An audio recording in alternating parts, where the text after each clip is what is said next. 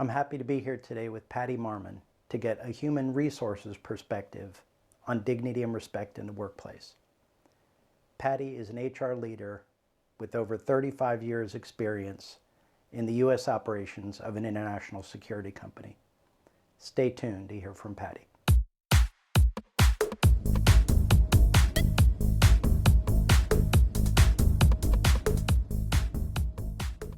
First, a little bit about Patti. She started her career in the corporate HR department, working on EEO and affirmative action plan management. In 2008, she accepted the role of Vice President of Diversity and Inclusion. In 2016, she took over an expanded role as VP of Employer Relations. In 2020, she took over the entire HR function for the company's U.S. Central Region operations, becoming responsible for HR, recruiting, and training within the region. Patti has over 8 years experience with the company's Dignity and Respect campaign, and today she's agreed to share her perspective on how the Dignity and Respect campaign impacted the company's operations and its employees. Patti, welcome, and thank you for agreeing to this discussion. Thank you for having me. Everyone just heard a little bit about your career in HR, but what did you enjoy the most about 35 years as an HR professional?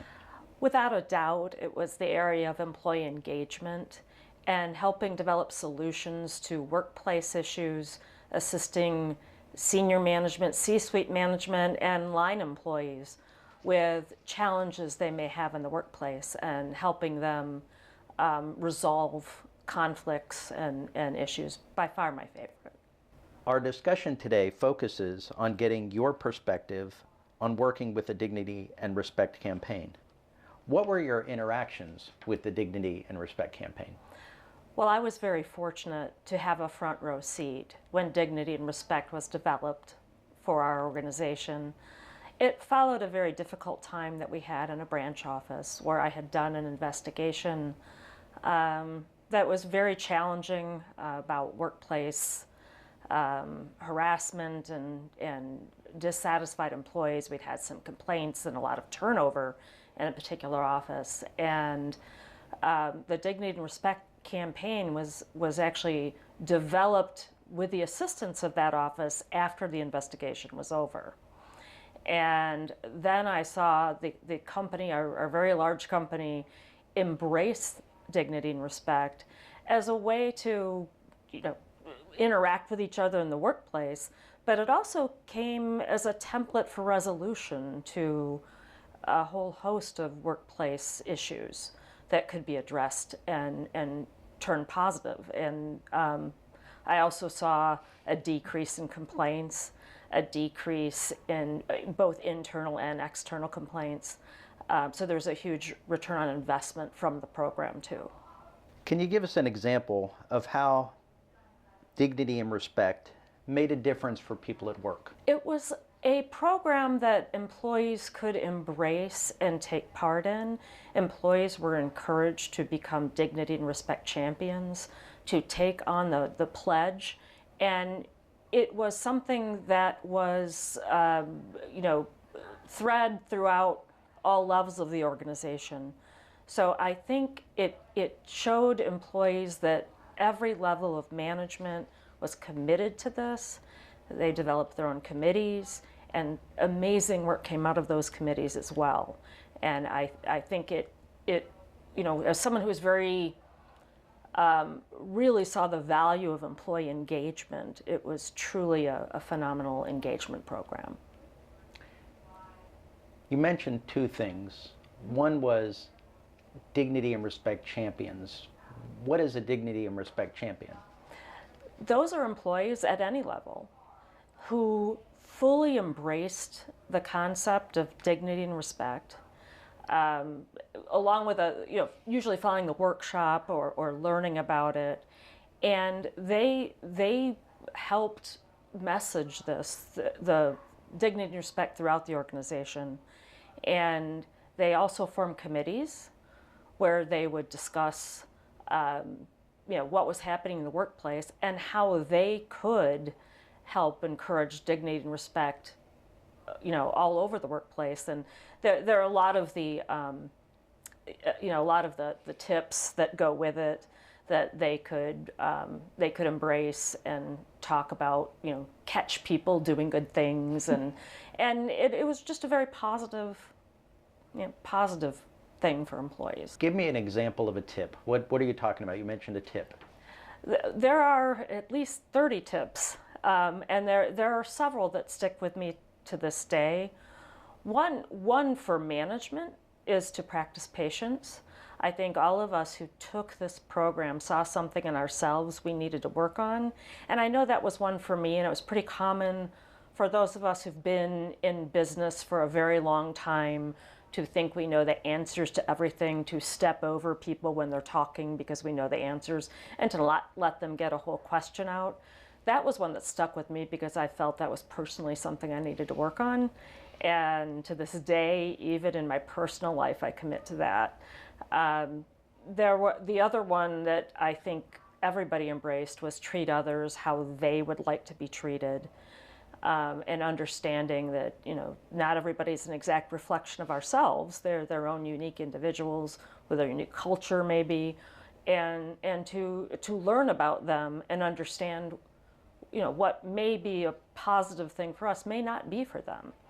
And I think those are the two major ones that have always stuck with me. But there are many more tips. So you mentioned to treat others as they would like to be treated. Yes. How do you do that? You take the time to listen to other people.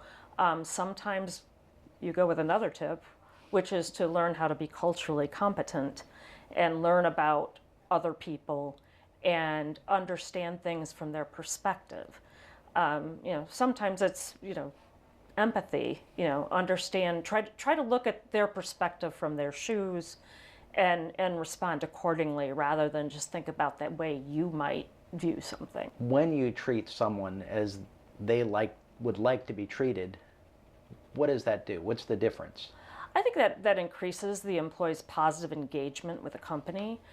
I think it's an important tool in a toolkit of inclusion for anybody's DEI, diversity, equity, and inclusion program, to understand that different things motivate people, and if they are feeling included, they may show more discretionary effort. They may, hopefully feel more engaged with the company.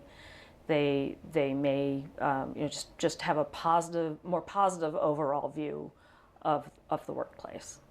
Couple questions back. You mentioned the pledge. What is the pledge? The pledge is an agreement by all to embrace the Dignity and Respect program and to apply that through their work. And it's something you can sign up for and that we encourage employees to sign. And the employer can track it.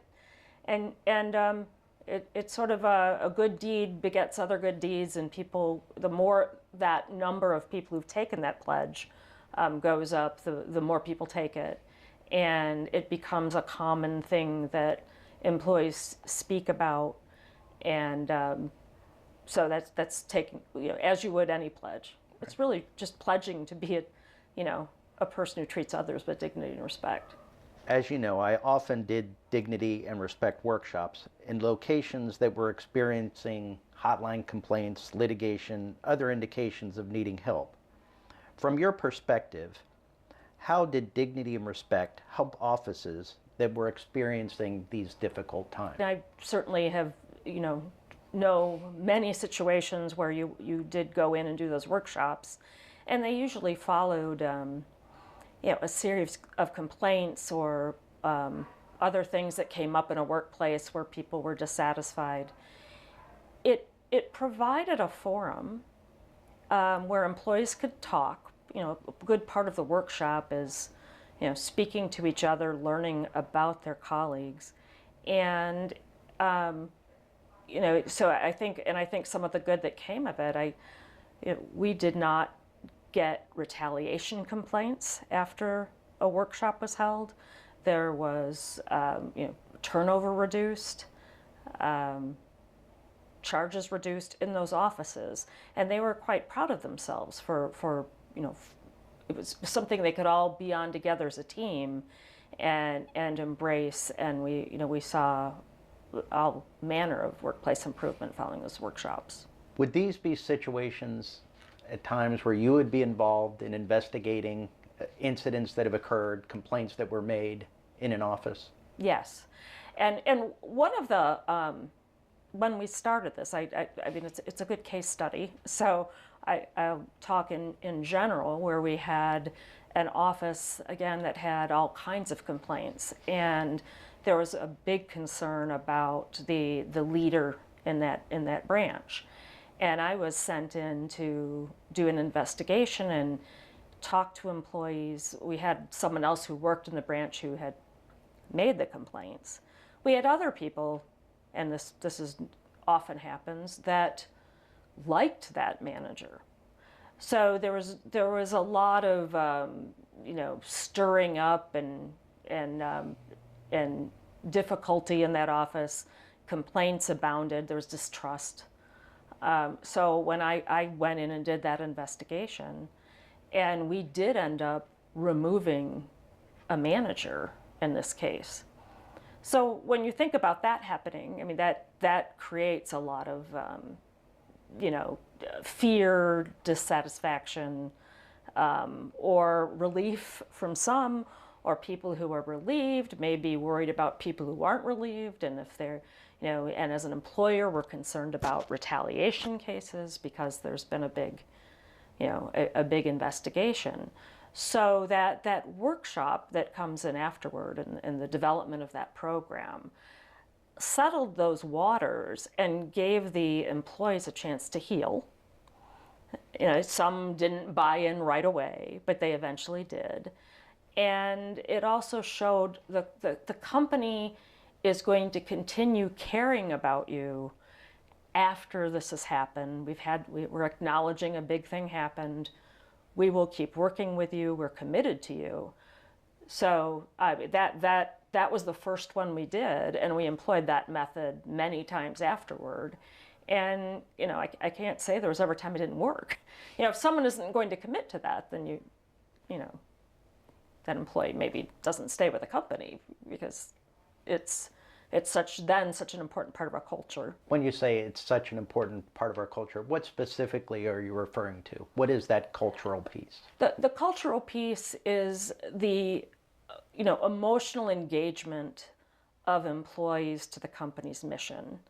And when they are engaged and feel part of that, you get, there are all sorts of studies where employee engagement increases, productivity, it decreases absences, it decreases, workers' comp cases, accidents at work. So all of these things that are important to the company, this all gets interwoven. And you also weave dignity and respect into performance appraisals and have people be accountable to those. So that's an important part of it. So that's all part of the company's mission and what they value. Talking about that specific example where there was a lot of turmoil in the office, mm-hmm. There was an investigation that you were part of, and we came in and did a dignity and respect workshop. It was actually a couple workshops, and it was the first location. How did dignity and respect make a difference in that office? What was the outcome after all of that had happened and we left, workshop over, and the office is there to proceed? How did that all play out? That office, which was a very high-performing office, became a higher-performing office. They were very much in a fishbowl with a major customer right nearby. Where they'd felt distrust, they now felt the company trusted them. They were a part of this. There were no retaliation complaints came following that investigation, and maybe I need to explain that a little more. But retaliation is a something that employers do need to be concerned about.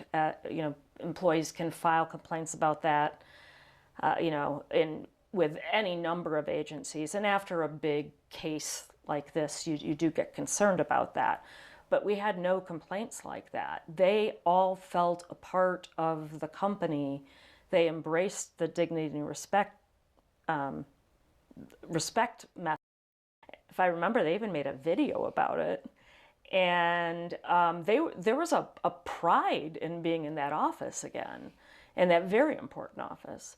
And there were no, I don't believe we got any complaints after that.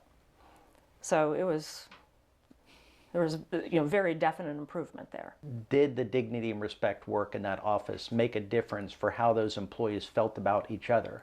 Oh, yes, absolutely. They, where there had been, again, distrust, and maybe, I don't know if anything as serious as backstabbing, but, because we had a leader there that was sort of, creating factions, they joined together, and I think it was a point of pride for them to embrace this program, for all of them. You mentioned inclusiveness and a DEI program, but how does dignity and respect impact the inclusiveness of the organization? Absolutely, and I think that's very important, that dignity and respect is an important tool, again, in the DEI toolkit. And in my career, I did manage our diversity and inclusion programs, and I've done some presentations on that topic. And I was most interested in the inclusion part of this. As a company, you may have a great diverse workforce, and understanding that diversity encompasses, pretty much anything that's underneath the tip of the iceberg. Under the water, there are all different things that we come at work with. But are those people staying? Are they prospering? Are they thriving in your workplace? If you're not inclusive, none of those things may be true. You're just going to churn people out, or they're not going to be putting in an effort because they don't feel included in things. And people from all over have amazing things to offer. When you think of who your customers are, it's a wide, diverse base. Your employees reflect that. You want their ideas, you want them to feel important. So within dignity and respect, there's not only the, treat others the way they want to be treated. There is, learning different cultures. Again, being patient, being thoughtful in our communication. Anything that we can do to make sure all employees feel included and part of the mission. I think that's very much something that's part of dignity and respect, and where it intersects with inclusion. Is it true that you would say that dignity and respect does a lot to improve the inclusiveness of an organization, their true perspective of people? Oh, absolutely. It's definitely part of that. And it's sometimes the inclusion piece is sort of an esoteric idea. Companies will put it in a policy and they'll say we're inclusive and we respect and, put all those things in there. But they can't, you need to be able to explain, like, what do you do? Well, we have this dignity and respect program. And as part of the value of that, we're talking about being inclusive in how we treat each other. And I think that's just an integral part of any kind of diversity inclusion program, an EEO program, an affirmative action program for that matter. The pieces that go beyond just hiring or terminating or whatever, those personnel actions that happen. It is something you can sink your teeth into and demonstrate that the company does for those programs. How did having dignity and respect as part of the organization's culture make you feel about the organization? Well, it certainly made me feel great about the organization, and made me feel proud, honestly, especially when I saw it as part of, it got woven into our formal values when I heard senior management talking about it effortlessly. I was just, this is great to work here because everybody here believes this and understands how important it is that we treat each other. What would you say to organizations that don't have a dignity and respect campaign? I would encourage them to consider developing one or to add a dignity and respect campaign because there's an employee engagement reason to do it. And if you want engaged employees who provide positive discretionary effort or emotionally engaged with a company, if you want a decrease in complaints, you want a decrease in accidents, you want better attendance, you want all of these things that are of value to your company. And people want to go to work because they know that there is something holding people accountable for how they treat each other. I would just encourage any company to embrace this. When you said holding people accountable, what do you mean by that? Well, it works both ways. If someone isn't treating someone with dignity and respect, it is an area that we can talk about with that employee. Here's our program. Here's what we do. These are concerns we have. So it becomes part of, the company expectation of performance. And when it's woven into your performance plans and your development plans, it gives it weight. This is how the company feels, and you, especially as a manager, though it's effective for all employees, this is what we expect of you. And if you're not going to do this, or you run afoul of it too many times, there may be consequences. You've been in HR for many years. You've been around businesses for a long time. Mm-hmm. Prior to being involved in the Dignity and Respect campaign, are you aware of any instances of businesses saying, hey, this is how we would like you to interact with each other and treat each other? No, not really. I know there are a lot of things in policies that are written. We may do training and, you can't sexually harass people, or we may say you can't retaliate against people. But there's nothing, that I was aware of that provided a guide, a template for the positive way to treat people. There's a whole lot of don't do this. There's not a lot of, but this is how you do the positive thing. This is how you work on the workplace. How did people respond to hearing how to do the positive thing? How did that impact their daily lives? I think it gave it positively. I think it gave them a template for how to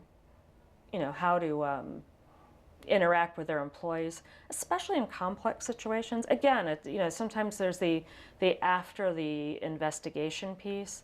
I think when I really appreciated the program most is when our managers on their own said, I need to do some dignity and respect training or a workshop with my people. And they would call on those programs again and again. It gave them some confidence. I don't know, managers, there's a whole lot coming at them. And I think it gave them some confidence on how to respond to workplace issues. Is there anything you would like to say about dignity and respect that we haven't covered so far?